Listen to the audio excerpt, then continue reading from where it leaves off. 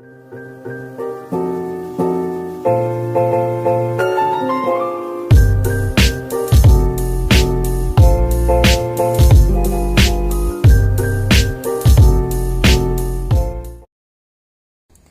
guys, welcome back to my YouTube channel. Jadi di video kali ini aku bakal ngebahas satu kasus. Ini termasuk kasus kayak salah tuduh, salah dakwa.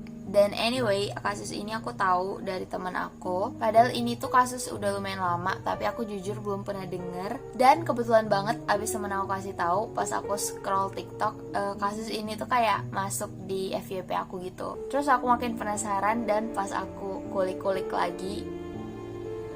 Jadi kali ini aku bakal bahas kasus The Happiest Man on Death Row, atau orang paling bahagia di barisan kematian. Yap, kali ini aku bakal bahas kasusnya Joe Erdy, dimana dia ini dituduh atas sebuah pembunuhan yang dia sebenarnya nggak ngelakuin.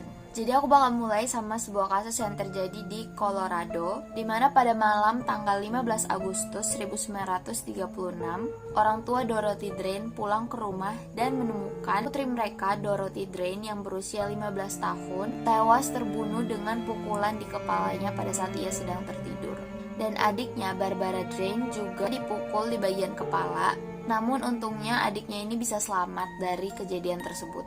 Kejadian ini membuat satu kota itu kayak ribut, dan surat kabar menyatakan bahwa pembunuh yang gila seks itu sedang berkeliaran. Polisi segera menangani kasus ini dengan mencari seorang pria yang berwajah Meksiko sesuai dengan deskripsi dua orang wanita yang juga mengaku telah diserang tidak jauh dari rumah Drain. Polisi yang pada saat itu dalam keadaan tertekan segera merasa lega ketika Sheriff George Carroll menangkap Joe Erdy yang berusia 21 tahun pada saat itu, yang ditemukan berkeliaran tanpa tujuan di dekat rail yards lokal, yang langsung mengakui pembunuhan tersebut. Nah, siapa sih Joe Erdy ini? Nah, jadi orang tua Joe ini adalah imigran Suriah, yang dimana mereka ini berkulit gelap seperti yang describe oleh dua wanita tadi. Nah, dimana keluarganya ini, jadi ibunya, ayahnya, dan juga sepupunya itu tuh kayak keluarga. Jadi kayak ada perkawinan sedarah gitu, yang kalian tahu kan, rumor atau apa sih namanya, pamali orang yang sedarah itu menikah karena ntar anaknya bakal cacat lah atau bodoh, pokoknya gitu. Yang dimana saudara Joe ini juga meninggal dalam usia muda, dan salah satu saudara laki-lakinya yang lain juga dilaporkan memiliki penyakit mental, dan Joe Erdy sendiri tampaknya juga menderita atas perkawinan sedarah keluarganya. Jadi Joe Erdy ini udah mengidap penyakit mental itu sejak umurnya yang ke-10 tahun. Dia mengikuti training school for mental defective in Grand Junction, dan selama beberapa tahun dia tuh keluar masuk gitu. Nah, akhirnya pada umurnya yang ke-21 dia akhirnya memutuskan untuk kabur. Joe ini memiliki penyakit mental yang dimana di umurnya yang ke-21 tahun dia tuh memiliki IQ itu cuma 46, which is itu setara dengan IQ anak berumur 6 tahun. Joe juga berbicara itu sangat pelan. Dia tidak bisa mengidentifikasi warna atau membedakan warna, dan dia juga memiliki masalah untuk mengulang kalimat yang terlalu panjang. Bahkan petugas rumah negara tempat Erdy ini pernah tinggal ingat bahwa Joe ini sering dimanfaatkan oleh anak laki-laki lain. Seperti Joe ini harus ngaku kalau dia itu mencuri rokok, padahal dia sama sekali nggak nyuri rokok. Nah, waktu Erdy ini diinterogasi sama Sheriff Carroll, Joe ini kayak maksudnya kayak itu nggak tahu gitu loh apa yang dia jawab. Dia tuh cuman mengikuti alur. Jadi kayak misalnya gini, yang lagi menginterogasi nanya ke Joe, apakah kamu menyukai perempuan? Nah, belum Joe ini jawab, langsung lagi ditembak pertanyaan, kalau kamu suka sama perempuan, kenapa kamu menyakiti mereka?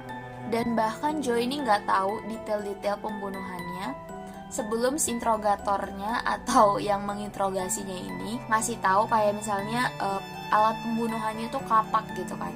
Nah, baru Joe ini ngomong kayak, oh iya kapak kayak gitu. Dari situ aja seharusnya itu udah jelas kalau si Joe ini sebenarnya nggak bersalah. Yang sebenarnya ada pria lain yang bertanggung jawab atas kasus pembunuhan ini. Di mana pria tersebut adalah Frank Aguilar, seorang pria Meksiko yang dinyatakan bersalah atas pembunuhan tersebut dan dieksekusi setelah diidentifikasi oleh Barbara Drain. Tetapi penegak hukum setempat itu yakin kalau Aguilar sama Joe itu kayak kerjasama dalam melakukan kejahatan tersebut. Kayak kenapa gitu kan? Maksa banget Joe itu bersalah. Itu mungkin karena eksekusi Aguilar aja itu nggak cukup untuk membendung kemarahan publik.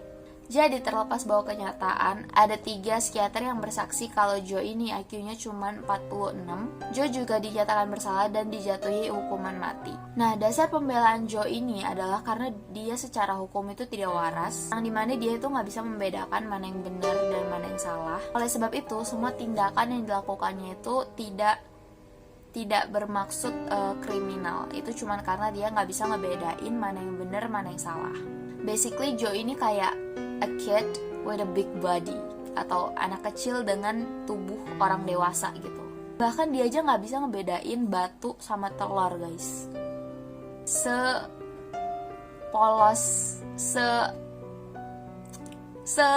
itu gitu loh. Gimana bisa dia dituduh melakukan pembunuhan tanpa bukti yang jelas gak sih? Cuman karena dia punya muka yang Meksiko.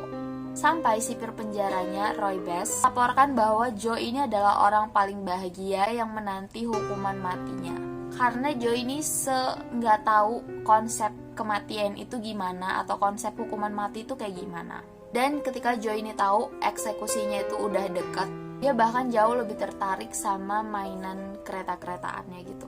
Dan ketika ditanya apa makanan terakhir yang dia mau, karena biasa tuh orang yang dihukum mati bakal dikasih satu permintaan makanan, jadi dia bisa makan apa aja yang dia mau. Dan Joe ini dengan polosnya dia minta, tahu apa guys? Ice cream.